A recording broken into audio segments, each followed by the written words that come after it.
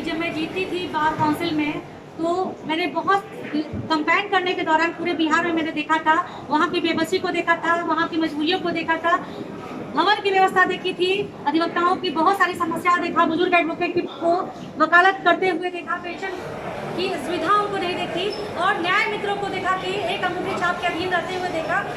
Juniors को मैंने बहुत सारी उनकी परेशानियों को देखा। तो इन सारी परेशानियों को देखने के बाद मुझे ये महसूस हुआ कि अगर मैं चुनाव जीतूंगी तो मैं वकीलों के कल्याण से संबंधित योजनाओं के लिए सरकार से, बार काउंसिल ऑफ इंडिया से और सेंट्रल में इश्यूज को उठाऊंगी। लेकिन अभी तक का ये स्थिति है कि जब मैंने जब चुनाव जीता तो मैंने माननीय मुख्यमंत्री महोदय को कई लेटर लिखा, अधिवक्ताओं की समस्याओं से रूबरू कराया, कई लेटर लिखा, मैंने सीएमओ बिहार को उनको किया, मेल किया, उनसे पर्सनली मिलने भी गई, लेकिन श्रीमान का अटेंशन ड्रॉ नहीं हुआ, उनका ध्यान एक आकृष्ट नहीं हुआ। अधिवक्ताओं के लिए उनके दिल में कोई भी संवेदना नहीं रही। और हालांकि बिहार के विकास उन्होंने की है, ईमानदारी की बात है कि बिहार के विकास की है, लेकिन अधिवक्ताओं के लिए उनकी योजनाओं को लाने के लिए एक भी कदम उन्होंने नहीं उठाया है, जिसका परिणाम ये है कि आज हम अधिवक्तागण स्थिति ये है कि कोविड-19 में हमारी आंखें खुल गई। सिर्फ हमारी आंखें नहीं खुली बल्कि देश के सारे एडवोकेट्स की आंखें खुल गई कि आज ना तो कोई नेता हमारे साथ है, ना विधायक साथ है, ना कोई सांसद साथ है। ऐसे तो चुनाव में बहुत सारे लोग हमारे वेलविशर बन के चले आते हैं, लेकिन आज इस तंगी के हालात में कोविड-19 के मौके पे, लॉकडाउन के मौके पे कोई भी नेता, रूलिंग पार्टी, अपोजिशन पार्टी, कोई भी वकीलों से कॉन्टेक्ट नहीं किया। ये स्थिति को हम लोग देख के आहत होकर के मैंने कई लेटर दिए रूलिंग पार्टी को, अपोजिशन पार्टी को, लेकिन कोई अटेंशन ड्रॉ नहीं किया। कोर्ट की स्थिति ये है भाई साहब कि वर्चुअल कोर्ट चल रहे हैं, वो भी हमारे 80% लोग शायद व्हाट्सअप करना नहीं जानते हैं, तो सोचिए लिंक क्या मामला बनेगा। फिजिकल कोर्ट का आंशिक परिचालन ये है कि कोर्ट का काम नहीं हो रहा है, जिसके कारण बहुत सारे एडवोकेट आर्थिक तंगी का हालात से जूझ रहे हैं, जिसको ना तो सरकार कहीं सहायता दे रही है, ना कोई केंद्र सरकार से कोई आश्वासन मिल रहा है। तो वैसे हालात में हम लोग ने हमारे 1.25 लाख अधिवक्ताओं की ओर से, मैं प्रतिनिधि होने की हैसियत से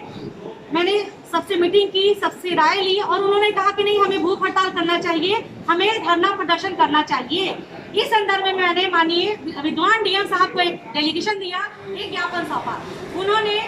ज्ञापन के जवाब में दिया कि माननीय आपको परमिशन नहीं दी जाती है,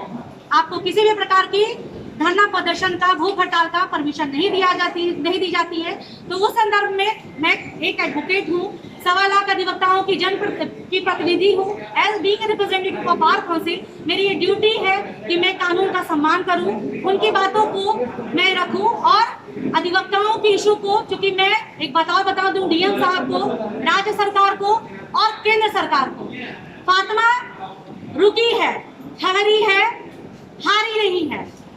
और जब तक हम लोग हैं अधिवक्ता समाज में एकता का परिचय देते हुए, चट्टानी एकता का परिचय देते हुए अधिवक्ताओं की आवाज को उठाएंगे, करेंगे। और साथ ही साथ मैं अपने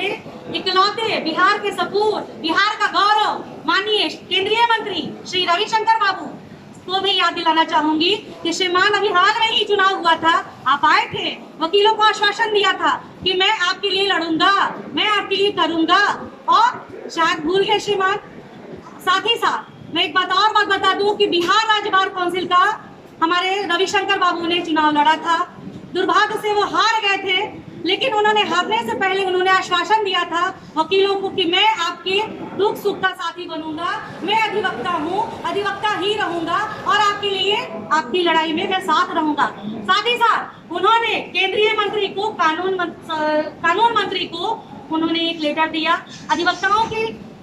स्थिति से रूबरू कराया, बताया कि ऐसी स्थिति है। तो मैं कानून मंत्री को अब याद दिलाना चाहूंगी कि महाशय, उस समय जब आप चुनाव हार गए थे और चुनाव कैंपेन कर रहे थे, तो उस समय तो बड़ी चिंता थी आपकी एडवोकेट की, और आज आप जिस कुर्सी पे बैठे हुए हैं, तो श्रीमान आप तो भूल गए, अपने सारे वादों को भूल गए, कसमों को भूल गए, और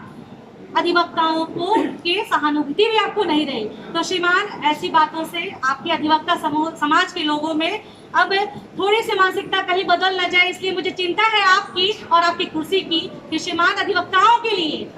थोड़ा सा सोचे, विचार करें और उनकी योजनाओं से संबंधित कार्यों को उद्घोषणा करें। यही हम लोग के सारे हमारे अधिवक्ता समाज के भाइयों की हाथ जोड़कर निवेदन है। और मुझे पूरा आशा ही नहीं, पूरा विश्वास है कि सिर्फ केंद्रीय हमारे कानून मंत्री ही नहीं, बल्कि हमारे प्रधानमंत्री, माननीय प्रधानमंत्री महोदय भी अधिवक्ताओं के, देश के अधिवक्ताओं के लिए कुछ न कुछ कल्याणकारी कार्यों की योजना करें। मैंने तो 5 सूत्री मांग की है, वो उससे भी ज्यादा देंगे, मुझे आशा ही नहीं पूर्ण विश्वास है। और मैं ये आगाह करना चाहूंगी माननीय प्रधानमंत्री महोदय को कि देश की जनता आपसे बहुत प्यार करती है, और उस प्यार का वास्ता माननीय प्रधानमंत्री महोदय की अधिवक्ताओं के लिए कुछ कीजिए, हमें निराशा मत दीजिए, आशा किरण दीजिए। और बहुत हम लोग को आपसे उम्मीद है कि वकीलों के लिए इस दुख की घड़ी में, कोविड-19 के मौके पे, लॉकडाउन के मौके पे और देश भर में न्यायालय के आंशिक परिचालन के मौके पे अधिवक्ता वर्ग आपसे उम्मीद रखते हैं। और अगर इस उम्मीद में आप खरे नहीं उतरे तो हम लोग आपसे हम लोग अपना दुर्भाग्य कहेंगे और मैं कुछ नहीं कहूंगी। इसी के साथ मैं आप सभी से इजाजत चाहती हूँ। Thank you very much.